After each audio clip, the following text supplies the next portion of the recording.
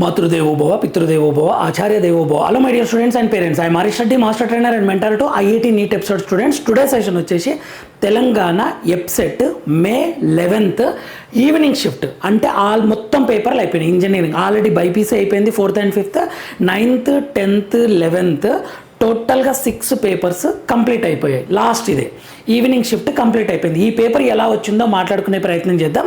ఇప్పుడు next steps ఏంటి?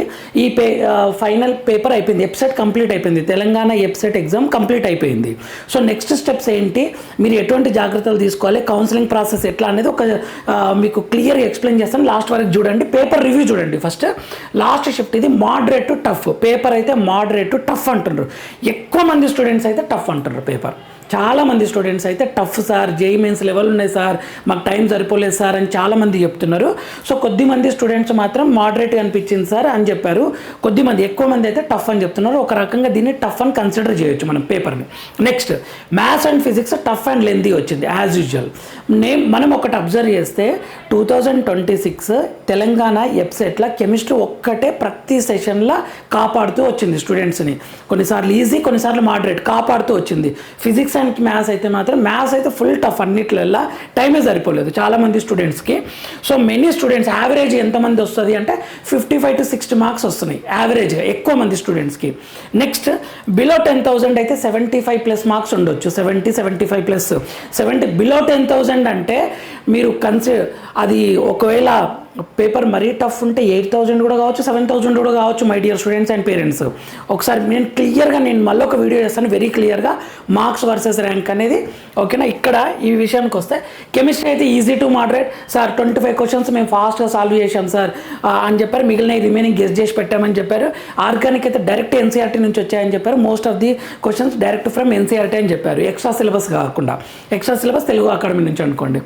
Next physics అయితే moderate to tough sir, 15 to 18+ questions చేసాం సార్ మేము, మిగిలిన మాకు రాలేదు, ఐడియా రాలేదు, మేము ఫాస్ట్గా గెస్ చేసి పెట్టామని చెప్పారు. నెక్స్ట్ మ్యాథ్స్ అయితే లెందీ టఫ్ అనిపించింది సార్, అసలు టైమే సరిగ్గా సరిపోలేదు. ఎందుకంటే ఇక్కడ ఫిజిక్స్కి కెమిస్ట్రీకే కొంచెం ఎక్కువ టైం ఇవ్వడం వల్ల టైం సరిపోలేదు. ఒక 25 to 35 క్వశ్చన్స్ మాత్రమే సాల్వ్ చేసాం, మిగిలిన అన్ని గెస్ చేసి పెట్టాం సార్ అని చెప్పారు. మెనీ స్టూడెంట్స్ యొక్క ఫీడ్బ్యాక్ ఇది. స్టూడెంట్స్ స్కోర్స్ ఎక్కువ మంది యావరేజ్గా చెప్తున్నాను నేను, 48, 50, 51, 52, 58, 59, 60, 61 ఇలా 65, 69. ఇక్కడ నుంచి కొంచెం తగ్గింది. నేను ఓకేనా 71, 78, 79 అనమాట.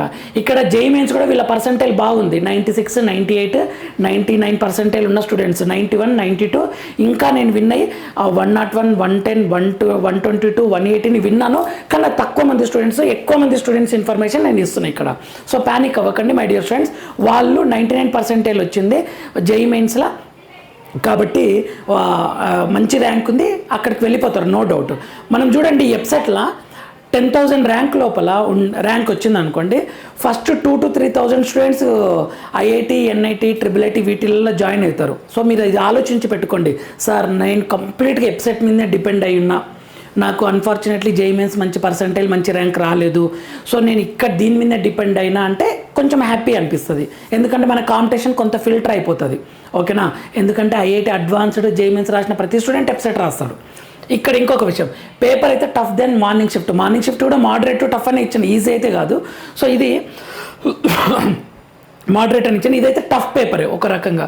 అయితే టఫ్ ఉంటే బెనిఫిట్స్ ఏంటి సార్? టఫ్ ఈజీ వల్ల బెనిఫిట్ ఏంటి అంటే నార్మలైజేషన్ చేస్తారు.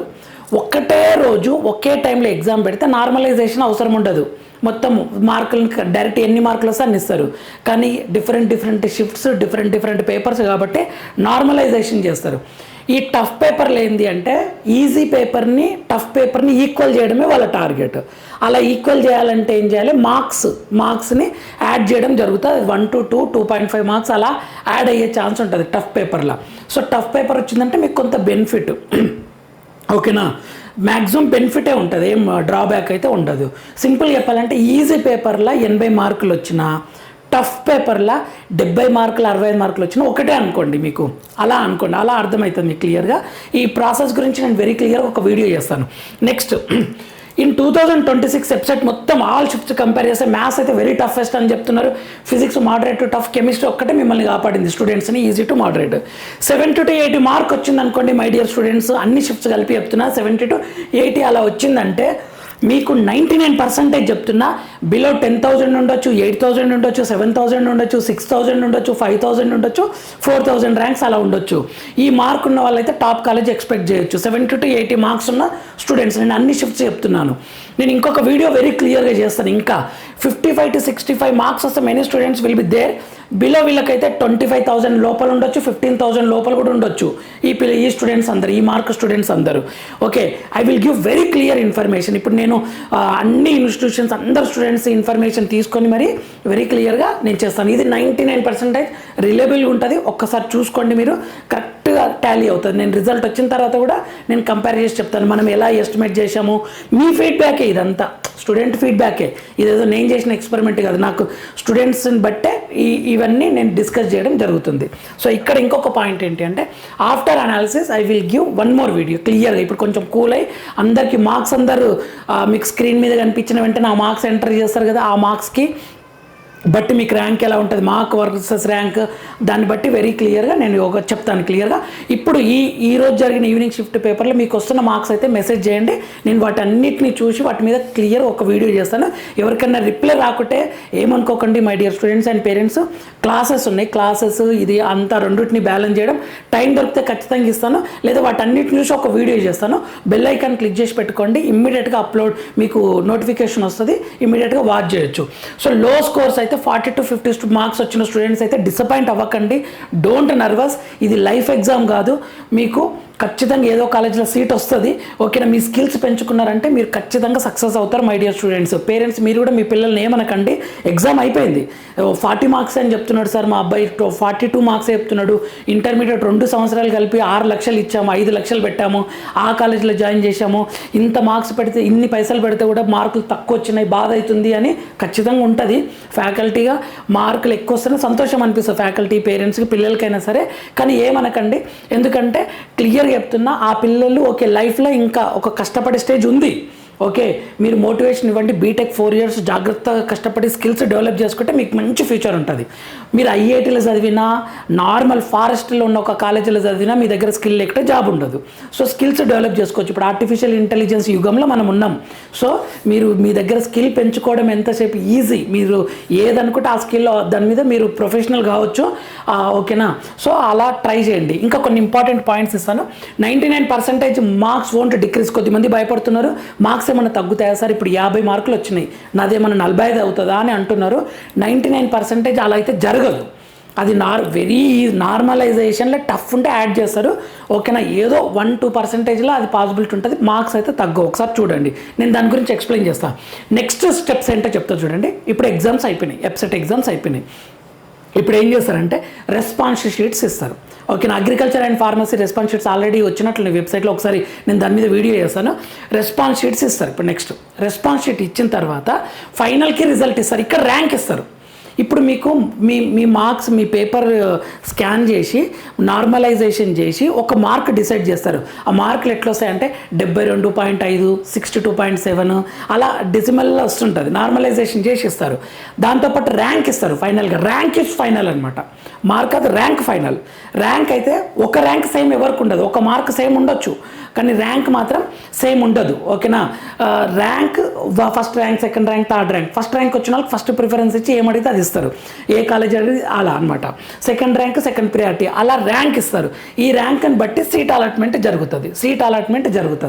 ఈ సీట్ అలాట్మెంట్ అప్పుడు మీకు డౌట్ వచ్చేది ఏంటి అంటే, సార్ ఇప్పుడు నాకు ఇంత పలానా ర్యాంక్ వచ్చింది, 10,000 ర్యాంక్ వచ్చింది, నేను ఇప్పుడు విఎన్ఆర్ కాలేజ్ బెటరా, సిబిఐటి బెటరా, వాసవి కాలేజ్ బెటరా, ఉస్మానియా యూనివర్సిటీ బెటరా, జేఎన్టీయూ బెటరా, ఏ కాలేజ్ పెట్టుకోవాలి సార్, నేను ఫస్ట్ ప్రిఫరెన్స్ కంప్యూటర్ సైన్స్ కావాలి, లేదా నాకు ఈసీఈ కావాలి, ట్రిపుల్ ఈ కావాలి, ఆ కాలేజ్ ఆర్డర్ ఏంటి అనేది మన ఛానల్లో వెరీ క్లియర్గా అప్లోడ్ చేయడం జరుగుతుంది.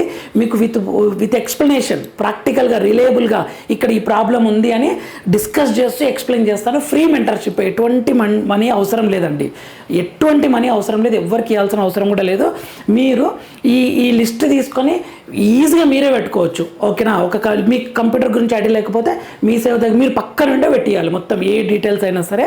ఓకేనా, అలా నేను మీకు గైడ్ చేస్తాను. మన ఛానల్ మన కోసం, ఇది ఎటువంటి మెంటర్షిప్ ఫీజ్ లేదు.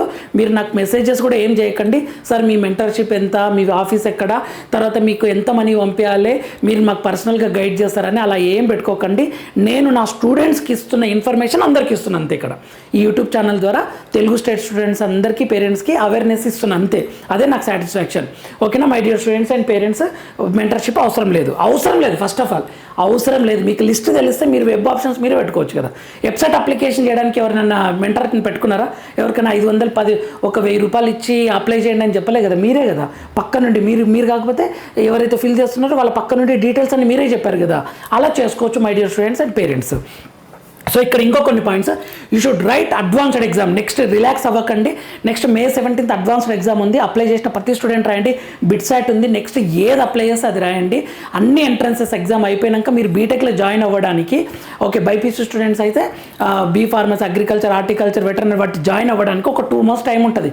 అప్పుడు ప్రశాంతంగా రిలాక్స్ అవుతూ అంత ఇన్ఫర్మేషన్ ఒక నోట్స్ పెట్టుకొని గ్యాదర్ చేసుకొని అప్పుడు కూల్ అవ్వండి. కానీ ఎగ్జామ్స్ అయితే రాయండి. టోటల్ కౌన్సిలింగ్ ప్రాసెస్ని, రిక్వైర్డ్ ఏమేమి సర్టిఫికేట్ కావాలి, ఎలా తీసుకోవాలి, వెరిఫికేషన్ ప్రాసెస్ ఎలా ఉంటుంది, కాలేజ్ లిస్టు, వెబ్ ఆప్షన్స్ ఎలా ఇవ్వాలి, రౌండ్ 1 to రౌండ్ 2 నాకు నచ్చలేదు నేను ఎలా క్యాన్సిల్ చేసుకోవాలి, నాకు ఈ కాలేజ్ కాదు నాకు స్లైడింగ్లో వేరే కాలేజ్ వస్తుందా లేదా, చాలా డౌట్స్ ఉంటాయి. కౌన్సిలింగ్ అంటే ఒక పద్మ వ్యూహం. దాని గురించి వెరీ క్లియర్గా మాట్లాడుకునే ప్రయత్నం చేద్దాం. చాలా సంవత్సరాల నుంచి ఇదే ఫీల్డ్ ఉన్నా కాబట్టి ఎక్కడ మీరు మిస్టేక్ చేస్తారో ముందే ఊహించి చెప్తా. ఏ మిస్టేక్ ఏమైనా జరిగితే దాన్ని కరెక్షన్ ఎలా చేసుకోవాలో కూడా మాట్లాడుకుందాం my dear students and parents. Round 2 round explanation ఇస్తా.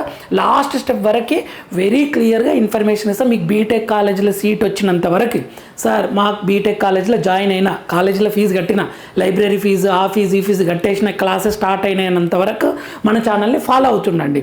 ఖచ్చితంగా మీకు చాలా డౌట్స్ క్లియర్ అవుతాయి. సో మీకు కౌన్సిలింగ్ గురించి డౌట్ వస్తే ఒక్కసారి విజిట్ చేసి చూడండి. ఖచ్చితంగా వీడియో అప్లోడ్ జరిగి ఉంటుంది.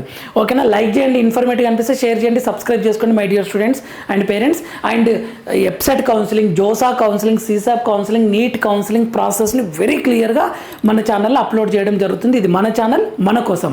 Thank you for watching. Next వీడియోలో మనం మళ్ళీ కలుద్దాం. అంతవరకు మాతృదేవోభవ, పితృదేవోభవ, ఆచార్య దేవోభవ. All the very best my dear students. తక్కువ మార్కులు వచ్చిన వాళ్ళు నర్వస్ కాకండి. ఎక్కువ మార్కులు, మంచి కష్టపడి మార్కులు తెచ్చుకున్న అందరికీ బిగ్ కంగ్రాచులేషన్. కష్టపడ్డ ప్రతి స్టూడెంట్కి బిగ్ కంగ్రాచులేషన్స్. మార్కులు తక్కువ ఎక్కువ అని మర్చిపోండి. మంచి కాలేజీలో సీట్ వస్తుంది. కష్టపడితే మీకు మంచి ఫ్యూచర్ ఉంటుంది. నెక్స్ట్ వీడియోలో మనం మళ్ళీ కలుద్దాం. Thank you for watching.